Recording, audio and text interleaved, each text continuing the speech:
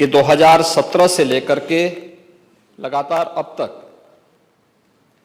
प्रदेश में सांप्रदायिक दंगों की जो स्थिति है उसमें 97 से लेकर 99% तक कमी आई है। ये एनसीआरबी का डाटा है। और जो जिसको वास्तव में आप दंगे कहते हैं, ये दंगे उत्तर प्रदेश में 2017 से लेकर के अब तक नहीं हुए हैं।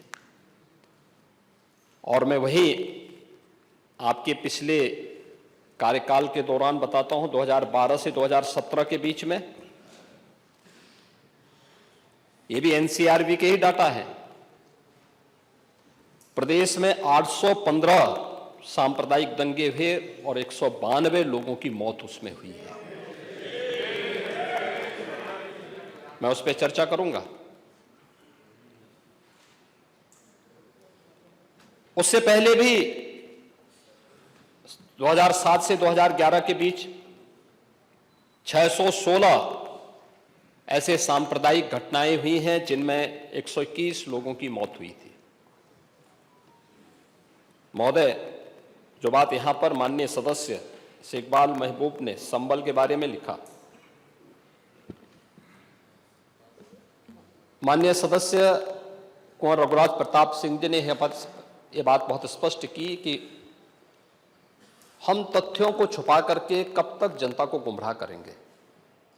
हर व्यक्ति जानता है कि माननीय न्यायालय के आदेश पे सर्वे का कार्य हो रहा था और सर्वे हो रहा था।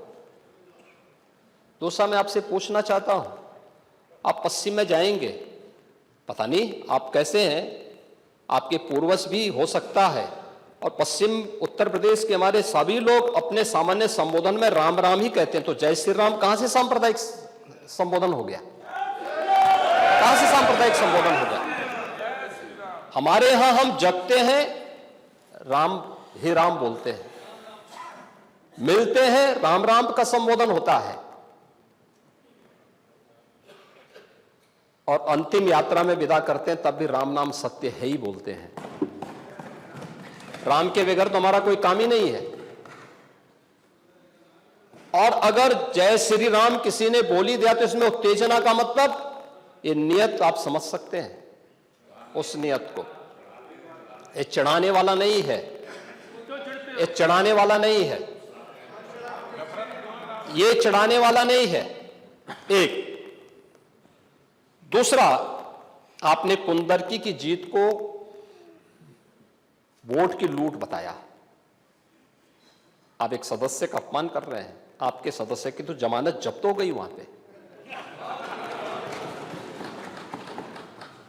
और क्या ये सच नहीं है? इस समय तो आज डिजिटल मीडिया का है। वहां का पठान, वहां का शेख सब कह रहे साहब हमारे पूर्वज तो हिंदू थे और आप भी, आपके पूर्वज भी हिंदू थे। क्या ये सच नहीं है? और क्या ये सच नहीं है कि देशी और विदेशी मुसलमानों की आपसी भिड़ंत है जो वर्षों की लड़ाई को लेकर के वहां चल रहा है?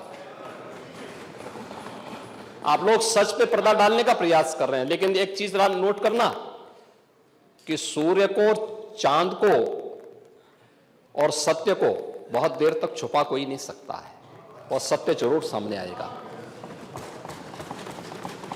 और उसी सत्य के बारे में कहा जा रहा है।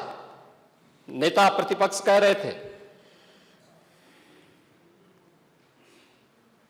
कि वहां की स्थिति ऐसी है कि अगर मंदिर आ भी जाएगा, मंदिर बन जाएगा। मैं कहता हूं, ये तो बाबरनामा भी कहता है कि हर मंदिर को तोड़ करके एक ढांचा खड़ा किया गया। आप तो एक श्रेष्ठ ब्राह्मण कुल में आपने जन्म लिया है। आप तो भारत के पुराणों की परंपरा पर विश्वास करते हैं। हमारा पुराण भी इस बात को कहता है कि भगवान विष्णु, श्री हरि विष्णु का 10वां अवतार संबल में ही होगा, उसी संबल में होगा।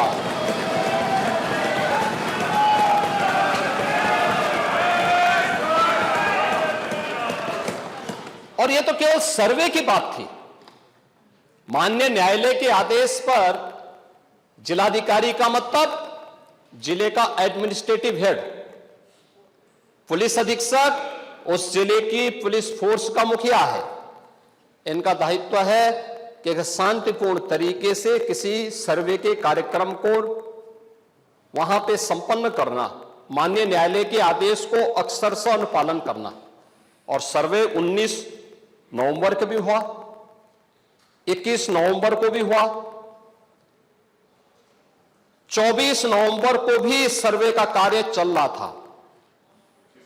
क्या यह संभव है? नहीं, 21 को संपन्न नहीं हुआ था। ये लगातार सर्वे का काम चल रहा था और सर्वे के कार्य के दौरान पहले 2 दिन कोई भी शांति भंग नहीं हुई। तीसरे दिन जब 23 नवंबर को जुमे की नमाज के पहले और जुमे की नमाज के दौरान जिस प्रकार की तकरीरें दी गईं, उन तकरीरों के बाद माहौल खराब हुआ और फिर उसके बाद जिस प्रकार की स्थितियां की गई थी वो सबके सामने है। और इसलिए मैं कह रहा हूं, हमारी सरकार ने तो पहले ही कहा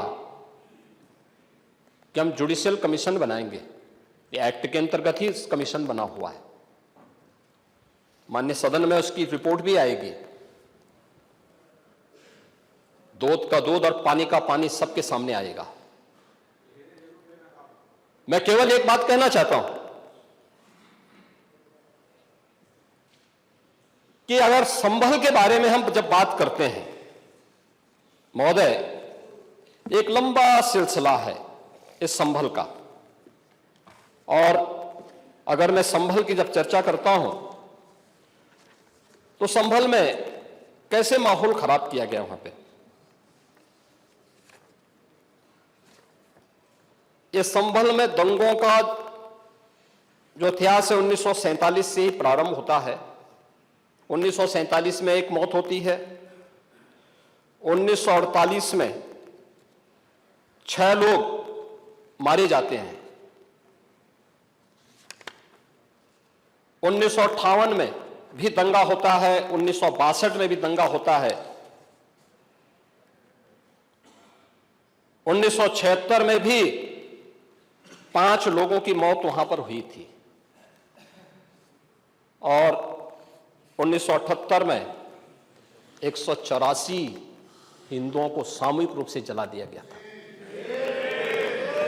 184 हिंदुओं को हत्या हुई थी, हिंदुओं की हत्या हुई थी और जलाया भी गया था और 184 हिंदू मारे गए थे वहां। 184। मैं वही तो कह रहा हूं ना, आप उस सच को स्वीकार नहीं करेंगे, आप उस सच्चाई को स्वीकार नहीं करेंगे। और लगातार कई महीनों तक वहां कर्फ्यू था। 1980 में फिर दंगा हुआ था, एक मृत्यु हुई। 1982 में फिर दंगा हुआ, एक मृत्यु हुई। 1986 में 4 लोग मारे गए और 1990 फिर 1992 में 5 मौतें हुई, 1996 में 2 मौतें हुई। ये लगातार इस सिलसिला चलता रहा 1947 से लेकर के अब तक। 209 हिंदुओं की निर्मम हत्या वहां हुई है संभल के अंदर, 209 हिंदुओं की। और एक भी बार किसी ने उन निर्दोष हिंदुओं के लिए कभी 2 शब्द नहीं कहे, उनके प्रति, उन परिवारों के प्रति संवेदना के शब्द नहीं कहे। महोदय, जो आज घड़ियाली आंसू बहा रहे हैं, ये लोग कभी भी उन निर्दोष हिंदुओं के बारे में कभी 2 शब्द नहीं कहे। वहां पर 1978 में जो दंगा हुआ था महोदय, किस प्रकार की स्थिति थी। एक वैश्य जिसने सबको उधार दे रखा था पैसा, और इस बात को मानता था कि साहब मैं तो सबको पैसा देता हूं, मेरे यहां तो सब व्यवसाय के साथ जुड़े हुए हैं। अगल बगल के हिंदू दंगा होने के बाद उनके घर में इकट्ठे होते हैं। इकट्ठा होने के बाद उनको घेर लिया जाता है। घेरने के बाद वो बोलते हैं, भाई आप हमें क्यों घेर रहे हैं? कहा जाता है, नहीं, क्योंकि तुम इन हाथों से पैसा मांगोगे, इसलिए उनके हाथ काटे जाते हैं, फिर उनके पैर काटे जाते हैं और फिर उनका गला रेंद करके हत्या होती है। ये लोग सौहार्द की बात करते हैं। शर्म नहीं आती इन लोगों को सौहार्द के बारे में चर्चा करने की? 1978 से जो मंदिर आज निकल रहा है, 1978 से इन लोगों ने कभी खोलने नहीं दिया उस मंदिर को। जो आज बजरंगबली का मंदिर निकल रहा है, जो वहां पर आज 22 कुएं किसने बंद किए थे? इन 22 कुओं को भी वहां पे बंद किया गया। और वहां का माहौल इतना तनावपूर्ण किसने बनाया था? ये पत्थरबाज कौन थे? एक भी गिरफ्तारी बिना साक्ष्य के नहीं हो रही है। और याद रखना, जिसने पत्थरबाजी की होगी, जिसने माहौल खराब किया होगा, उसमें एक भी बचने वाला भी नहीं है। एक भी नहीं बचेगा। हम माननीय उच्चतम न्यायालय के आदेश का पालन करते हैं, सम्मान भी करते हैं। और क्या संविधान को आप मान रहे हैं? क्या आप लोग संविधान के प्रति सचमुच वचनबद्ध हैं? मैं तो धन्यवाद दूंगा माननीय अध्यक्ष जी को इस बात के लिए कि आज उन्होंने संविधान की मूल प्रति यहां पर दी है। बाबा साहब भीमराव अंबेडकर जी ने 26 नवंबर 2049 को जिस संविधान को बनाकर के देश को सौंपा था, उस मूल संविधान की प्रस्तावना को एक बार पढ़िए। मौलिक कर्तव्यों के बारे में, मौलिक अधिकारों के अध्याय के चित्र को देखिए। अलग अलग उन आर्टिकल के उस पृष्ठों का अवलोकन करिए।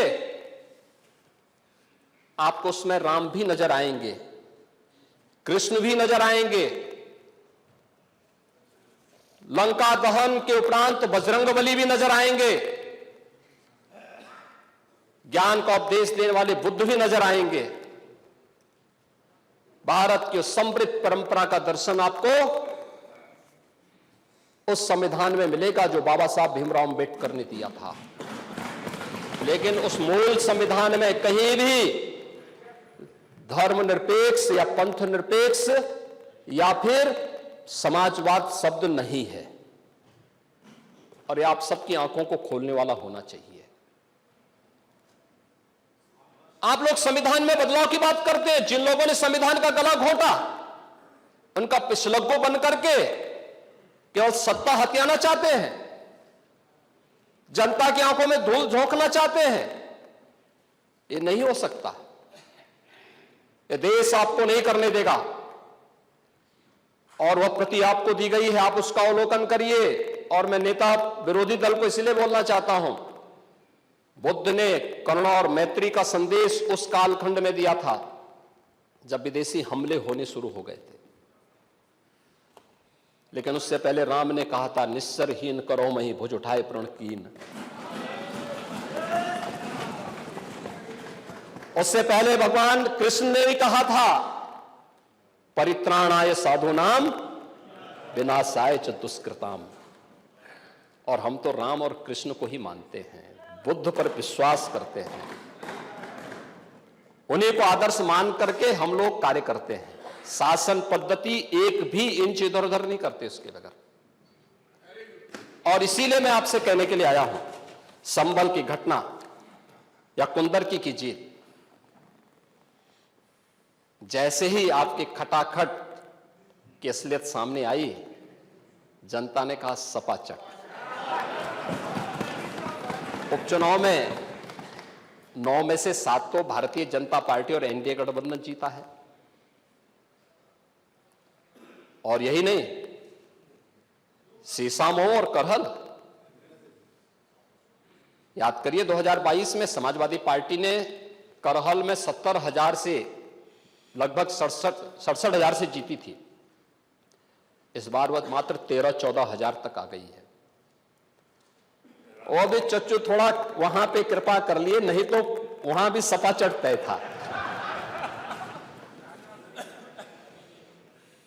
अगली बार होगा, अगली बार होगा चच्चू, अरे आप चिंता मत करिए, देख लेना अगली बार कुछ नहीं रहे, बहुत ज्यादा रहे। अगली बार सीसामऊ में भी बाल बाल बच गए, और इसलिए इस बौखलाहट में कि कुंदरकी में लोगों को अपनी जड़ें याद आने लग गई हैं। अब आपने देखा होगा उन लोगों के वक्तव्य को, डिजिटल मीडिया में थोड़ा अवलोकन करिए और देखिए वहां पे जब लोग चिल्ला चिल्ला के बोल रहे हैं कि इन विदेशियों से पिंड छुड़ाना है, क्या बोल रहे हैं लोग, सबको अपनी जड़ें याद आने लग गई हैं। और मुझे लगता है जिस दिन इकबाल महबूब जी को भी अपनी जड़ें याद आएंगी, वह भी फिर यही बात बोलेंगे जो इधर के मान्य सदस्य कह रहे हैं।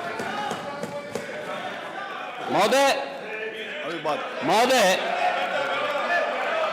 मैं उनसे कहूंगा कि एक बार बाबरनामा का जरूर, वो नहीं याद, बाबरनामा को जरूर पढ़ें।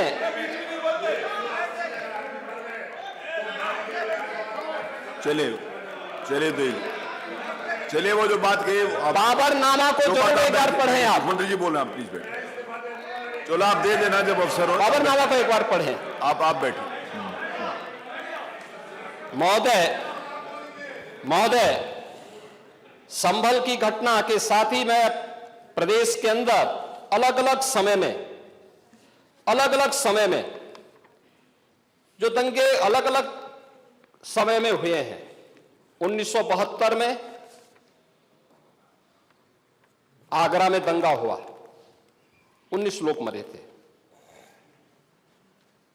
आजमगढ़ में 1972 में दंगा हुआ, 3 लोग मरे थे। बहराइच में 1973 में दंगा हुआ, 1 व्यक्ति की मौत हुई थी। गोंडा में 1973 में दंगा हुआ, 1 व्यक्ति की मौत हुई। प्रयागराज में 1973 में एक दंगा हुआ, 2 लोगों की मौत हुई। मेरठ में 1973 में दंगा हुआ, 8 लोगों की मौत हुई। आगरा में फिर 1974 में दंगा हुआ, 1 व्यक्ति की मौत हुई। पीलीभीत में 1974 में दंगा हुआ, 3 लोगों की मौत हुई। कानपुर में 1975 में दंगा हुआ, 2 लोगों की मौत हुई। मुरादाबाद में 1976 में दंगा हुआ, 3 लोगों की मौत हुई। बहराइच में 1976 में फिर दंगा हुआ, 3 लोगों की मौत हुई। बुलंदशहर में 1977 में दंगा हुआ, 2 लोगों की मौत हुई। वाराणसी में 1977 में दंगा हुआ, 8 लोगों की मौत हुई। मुरादाबाद में 1978 में दंगा हुआ, 19 लोगों की मौत हुई। अलीगढ़ में 78 में दंगा हुआ, 21 लोगों की मौत हुई। ये लगातार मैं क्या कर रहा हूं, उसमें आप भी थे, जिसके कारण लोकतंत्र सेनानी आप कहलाते हैं, लोकतंत्र सेनानी कहलाते हैं मल्होत्रा जी। उसी के नाम पर आप लोग, मैं क्या कर रहा हूं, ये दंगे हुए हैं, मैं उन दंगों के बारे में बोल रहा हूं जिन दंगों के कारण लगातार माहौल खराब हुआ है प्रदेश का। और आज प्रदेश के अंदर सुरक्षा का जो एक माहौल है, कानून व्यवस्था की जो एक स्थिति पैदा हुई है, लोगों को सुरक्षा पे विश्वास है, कानून व्यवस्था पर विश्वास है, उसी का परिणाम है कि 40 लाख करोड़ रुपए का निवेश का प्रस्ताव उत्तर प्रदेश को प्राप्त होता है। इतना निवेश, इंफ्रास्ट्रक्चर का एक कार्य, रोड की, रेलवे की, एयर कनेक्टिविटी की, ये उसी का परिणाम है जो सरकार कर रही है और लगातार उसको कर रही है। महोदय, मैं केवल ये कहना चाहूंगा कि आखिर मैं नेता विरोधी दल से पूछना चाहता हूं कि अगर हमारा कोई पर्व और त्योहार है या किसी का भी है, मुहर्रम का जुलूस हो या फिर कोई भी अन्य मुस्लिम समाज का कोई पर्व और त्योहार का कोई जुलूस, वो हिंदू मोहल्ले से सुरक्षित निकल जाता है, कोई दिक्कत नहीं होती। मंदिर के सामने से भी निकल जाता है, कोई समस्या नहीं होती। लेकिन इस समस्या केवल वहीं पे क्यों खड़ी होती है जब कोई हिंदू शोभा यात्रा किसी मस्जिद के सामने से, किसी मुस्लिम बाहुल्य क्षेत्र से निकलती है, तब क्यों तनाव पैदा हो जाता है? तभी क्यों झंडा लगाने में क्या समस्या आ रही है? क्या भारत की धरती पे केसरिया झंडा नहीं लग सकता? क्यों नहीं लग सकता? क्यों नहीं लग सकता? मैं यही पूछना चाहता हूं, आखिर ये दंगे क्यों किए जाते हैं? और बहराइच का मामला, महाराजगंज उस कस्बे का, जहां के बारे में आप कह रहे हैं कि लगातार मुस्लिम बस्ती थी, मोना जी ने भी इस बात को कहा कि बस्ती थी, प्रशासन नहीं था, 4 कंपनियां पुलिस थी वहां पे, और दंगा सड़क पे नहीं हो रहा था, गोली घर के अंदर से चल रही थी। इस निर्दोष रामगोपाल मिश्रा की हत्या हुई और घर के अंदर से गोली चला करके उसकी निर्मम हत्या की गई। हमें इस सच्चाई को स्वीकार करना चाहिए। ये दंगा सड़क पे आमने सामने नहीं था। अगर पुलिस घर के अंदर घुसती तो लोग फिर कुछ और आरोप लगाते। पुलिस ने बचाव करने का अपना प्रयास किया, 4 कंपनियां वहां पे थी, और आप कह रहे हैं कि माननीय मोना जी ने भी कहा कि भारतीय जनता पार्टी के विधायक ने आरोप लगाए। भारतीय जनता पार्टी के विधायक ने इस हल्दी की घटना को लेकर के नहीं, इस महाराजगंज कस्बे की घटना को लेकर के नहीं, ये उस समय बहराइच कस्बे में थे, और बहराइच कस्बे में इनकी गाड़ी पर हमला हुआ, जो वहां से 30-35 किलोमीटर दूर है। वहां पे एक पथराव हुआ था। मैंने भी इनको कहा था, मैंने कहा देखो तुम्हारे उस क्षेत्र में दंगा हुआ है, तुम वहां तत्काल जाओ, लोगों को कंट्रोल करो। लेकिन उसको कैसे तोड़ मरोड़ करके प्रस्तुत किया जा रहा है। इन्होंने जो तहरीर दी वो दूसरे मामले में दी है, उसका इस घटना से कोई लेना देना नहीं, लेकिन उसको किस तरीके से जोड़ करके देखा जा रहा है। एक जिले में दूरी होती है, इसमें बहराइच से आपको भी वहां जाने में समय लगा होगा, और उस दूरी को आपने देखा होगा, तो ये उतनी ही दूरी है। उस घटना को उससे नहीं जोड़ के देखा जा सकता है। लेकिन मैं पूछना चाहता हूं कि हिंदू मोहल्ले से और हिंदू मंदिर के सामने से मुस्लिम जुलूस निकल सकता है, तो मुस्लिम मोहल्ले और मस्जिद के सामने से कोई हिंदू शोभा यात्रा क्यों नहीं निकल सकती? क्यों नहीं निकल सकती? और यहीं पे विवाद शुरू होता है। यानी आप चाहते हैं कि आपके पर्व और त्योहार तो शांतिपूर्ण तरीके से मनाए जाएं। कौन नहीं कहता भी? आपके संबल में थे शिया सुन्नी का भी विवाद हुआ था 1976 में। पूरा विवाद तो शिया सुन्नी का था। उस समय जामा मस्जिद के कब्जे को लेकर के इसी बात का विवाद था। आप इस सच को धूल मत डालिए उस सच पे। और लखनऊ का शिया सुन्नी विवाद ये भारतीय जनता पार्टी की सरकार के समय ही समाप्त हुआ है। आप लोग तो लड़ाते थे, यहां पे शिया और सुन्नी को भी लड़ाते थे, क्योंकि आपकी तो शुरू से ही राजनीति थी बांटने की और फिर कटवाने की, और इसलिए हमने कहा कि न बटेंगे और न कटेंगे। हम न बटेंगे और न कटेंगे। मुझे आश्चर्य होता है,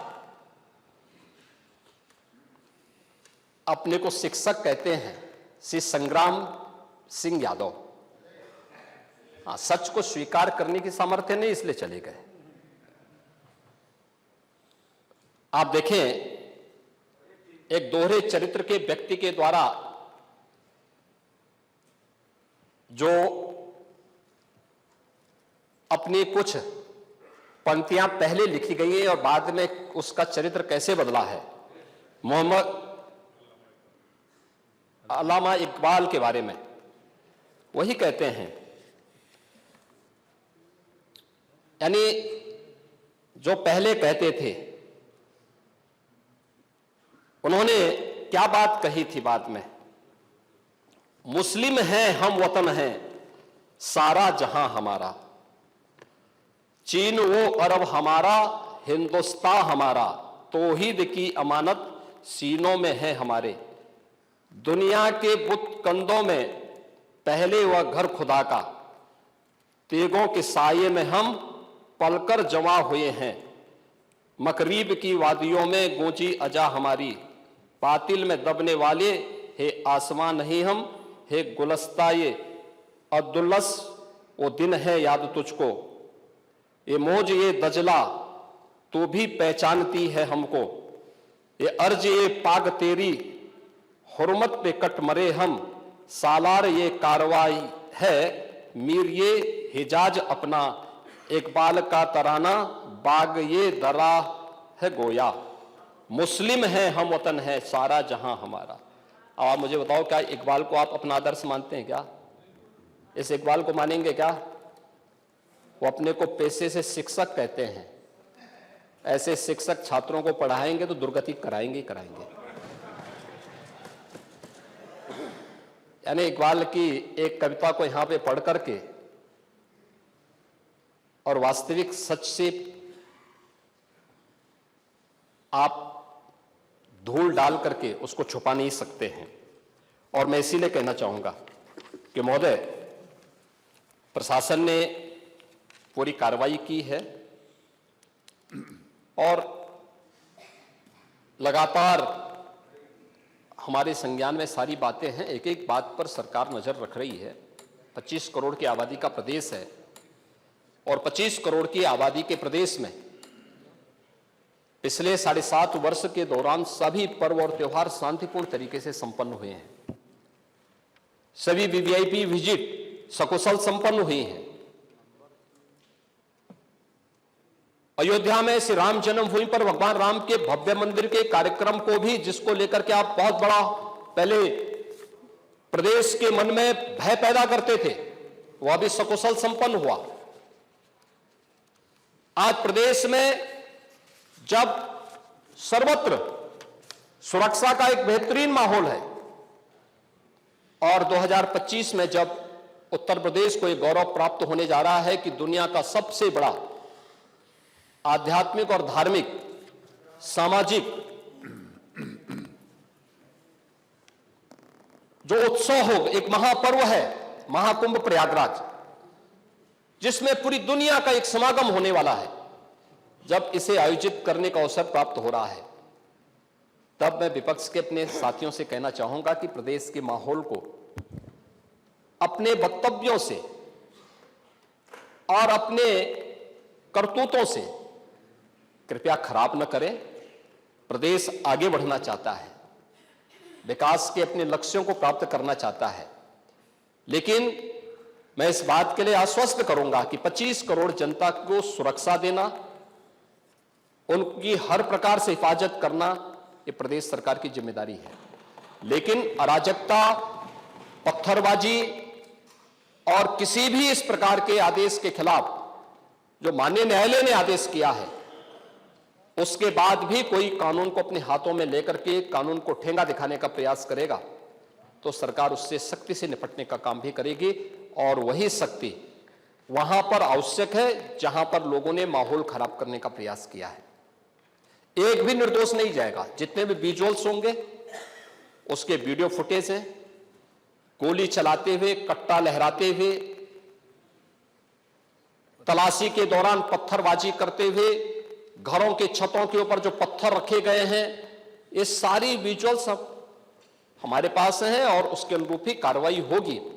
हां, ये जरूर आश्वस्त करते हैं कोई निर्दोष के खिलाफ कोई कार्रवाई नहीं होने वाली, अब तक नहीं हुई है, आगे भी नहीं होगी, लेकिन कोई दोषी होगा उसको कोई बचा भी नहीं पाएगा। यह भी मैं इस सदन के माध्यम से पूरे प्रदेश के अंदर बहुत स्पष्टता के साथ कहना चाहूंगा कि सरकार की जीरो टॉलरेंस की नीति पहले दिन से है। अपराध और अपराधियों के प्रति, दंगों और दंगाइयों के प्रति वही जीरो टॉलरेंस की नीति के साथ सरकार कार्य करेगी। इन दोनों मामलों में राजनीति की बजाय हमें समग्रता की दृष्टि से देखना होगा और समग्रता की दृष्टि से ये जो मैंने पहले माननीय नेता विरोधी दल को कहा कि आखिर ये कहां लिखा है संविधान में कि किसी मुस्लिम बाहुल्य क्षेत्र में हिंदू शोभा यात्रा नहीं निकल सकती, और जब आप रोकते हैं तभी हिंदू पक्ष से भी रिएक्शन आता है कि साहब हम भी नहीं जाने देंगे। भाई मुझे आश्चर्य होता है इन बातों को लेकर के कि मस्जिद के सामने से नहीं निकलने देंगे। क्यों नहीं निकलने देंगे? ये सड़क क्या किसी की है क्या? ये सार्वजनिक मार्ग है, कैसे आप रोक सकते हैं? परंपरागत बहराइच में भी एक परंपरागत जुलूस था, परंपरागत जुलूस था, वही मैं कह रहा हूं, परंपरागत जुलूस था, और उसी परंपरागत जुलूस को आगे बढ़ाने के लिए सारे कार्यक्रम संपन्न हुए थे, आगे भी संपन्न होंगे। लेकिन ये चीजें तय करना, ये कहना कि उत्तेजक नारे लगाए जा रहे थे, जय श्री राम का नारा उत्तेजक नहीं है, ये हमारी श्रद्धा का नारा है, हमारी आस्था का प्रतीक है। कल मैं आपसे कहूंगा कि अल्लाह अकबर का जो स्लोगन है ये हमें अच्छा नहीं लगता, नहीं, आपको हम रोकें तो क्या आपको अच्छा लगेगा? नहीं, आपको नहीं, मुझे मतलब होने की आवश्यकता ही नहीं, मुझे आवश्यकता ही नहीं इसकी, नहीं, मुझे इसकी आवश्यकता ही नहीं है, मुझे इसकी आवश्यकता ही नहीं, क्योंकि मेरी तो विरासत इतनी लंबी चौड़ी है, इतनी प्राचीन है कि मैं उस परंपरा को ही लेकर के चले जाऊं। मैं जय श्री राम का नारा, हर हर महादेव का नारा और राधे राधे, राधे राधे के संबोधन से ही अपना पूरा जीवन काट सकता हूं। मुझे किसी और स्लोगन की आवश्यकता ही नहीं है, मुझे कोई अन्य नारे की आवश्यकता ही नहीं है, कोई संबोधन की आवश्यकता नहीं। लेकिन मैं आपसे कहना चाहता हूं, कल कोई आपसे कहेगा, कोई हिंदू भी ये कहेगा कि साहब हमें भी परेशानी है, आप लोग मत बोलिए, क्या आपको अच्छा लगेगा? और कोई भजन गाया जा रहा है,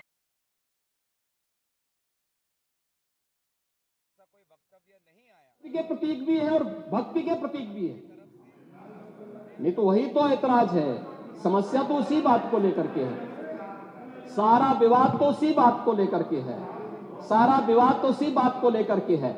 और मुझे लगता है आपने बाबरनामा पढ़ा होता तो आप मुझसे बहस करते ही नहीं, जिसमें स्वयं मीर बाकी के द्वारा हरिहर मंदिर तोड़ने का जिक्र किया गया है। क्या बात करते हैं आप? और मुझे लगता है ये जितने लोग यहां पर हैं, ये वहां पे कोई नहीं रहा होगा, लेकिन आपके फोरफादर और फोरफादर के आगे की पीढ़ी उसकी भुक्त भोगी रही होगी, इसलिए आज इस स्थिति में आप लोग वहां पे हैं।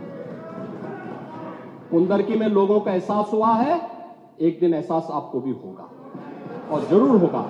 और इसीलिए मैं आपसे कहना चाहूंगा कि ये सनातन की जीत है, जो कुंदरकी की जीत है, ये भारत की वास्तविक जीत है, ये भारत के संविधान की जीत है, जो कुंदरकी, कटहरी, खैर, गाजियाबाद, मीरापुर, फूलपुर, मझवा यहां पे हुई है।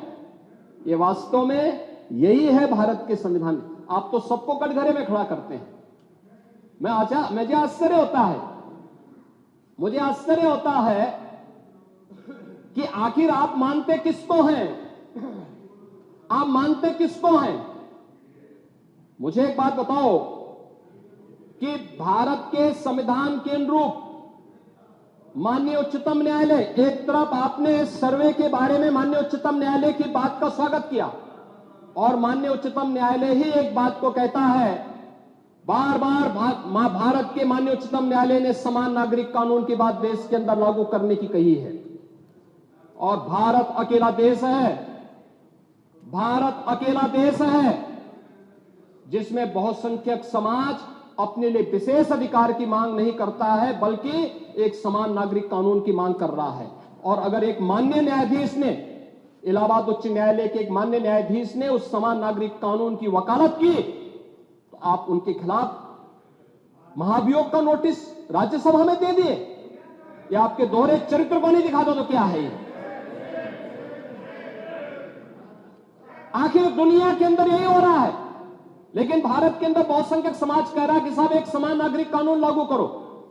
लेकिन अगर वही माननीय न्यायाधीश एक सामाजिक सांस्कृतिक संगठन के कार्यक्रम के दौरान इस बात को कहते हैं कि दुनिया के अंदर ये है, अगर भारत के अंदर इसको मांग करने की वकालत हो रही है तो बुरा नहीं, और माननीय उच्चतम न्यायालय बार बार इसके बारे में सरकार को कह चुकी है। लेकिन आप लोग उसमें एक तरफ उच्चतम न्यायालय के द्वारा सर्वे पर रोक लगाने का स्वागत कर रहे हैं, बुलडोजर की कार्रवाई पर दी गई गाइडलाइन का स्वागत कर रहे हैं। उसका तो स्वागत हमने भी किया है, क्योंकि उत्तर प्रदेश अकेला राज्य है जिसने बुलडोजर की कार्रवाई को अक्सरशः सुप्रीम कोर्ट की उस गाइडलाइन के अनुसार अंजाम दिया है, अक्सरशः। और इसीलिए मैं कह रहा हूं कि यही स्थिति है कि माननीय न्यायाधीश इलाहाबाद उच्च न्यायालय ने अगर वक्तव्य दिया समान नागरिक कानून के बारे में, तो समाजवादी पार्टी, कांग्रेस, इन सब के लोगों ने राज्यसभा में उनके खिलाफ एक महाअभियोग की नोटिस ही दे करके आप सच को मुंह जबरदस्ती बंद करना चाहते हैं। और वहीं पे नहीं किया आपने, यहां पर भी आप चुप नहीं रहे। राज्यसभा के माननीय सांसद, माननीय सभापति तो भारत के महामहिम उपराष्ट्रपति भी हैं, उनके खिलाफ भी अविश्वास प्रस्ताव की नोटिस दे दी गई, इसलिए क्योंकि उन्होंने सदन स्मूथली चलाने के लिए सदन के सभी पक्षों से कहा। एक सभापति के रूप में, एक चेयरपर्सन के रूप में उनकी जिम्मेदारी यही है, उन्होंने इसी बात को कहा।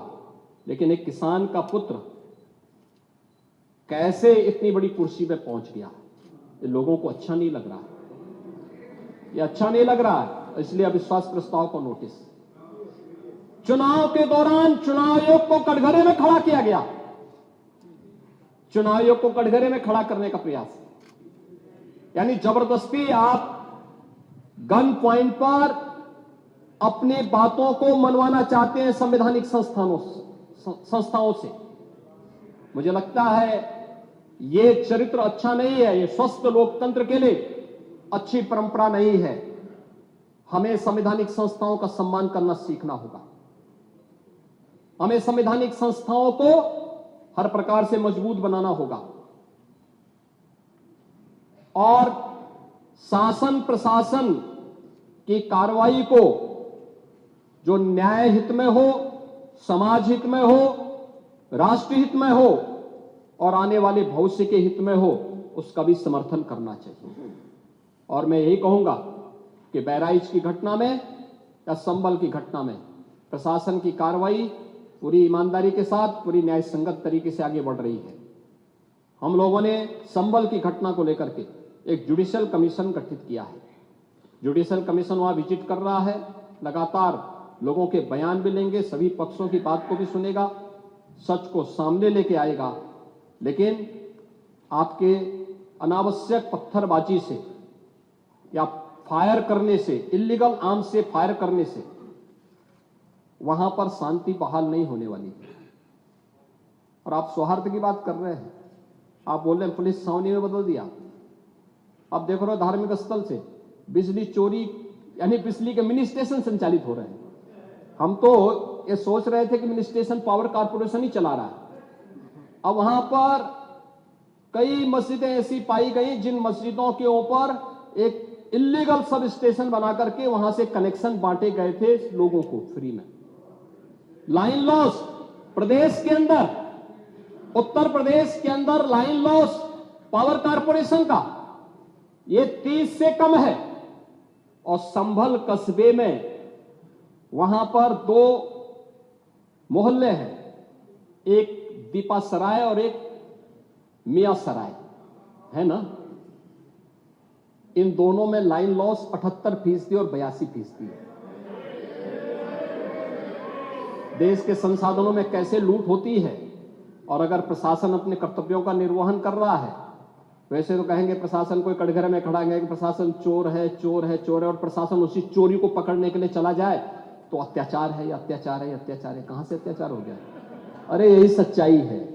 उस सच्चाई को उजागर किया जा रहा है। और याद रखना, सच्चाई जब सबके सामने आती है लोगों को बुरा लगता है, क्योंकि जो सच्चाई स्वीकार नहीं कर सकते, जो बराबरी नहीं कर सकते, वे बुराई करते हैं। और यही बुराई आप कर रहे हैं। आपकी बुराई में न्याय नहीं झलकता, सत्य नहीं झलकता, ये पक्षपातपूर्ण है।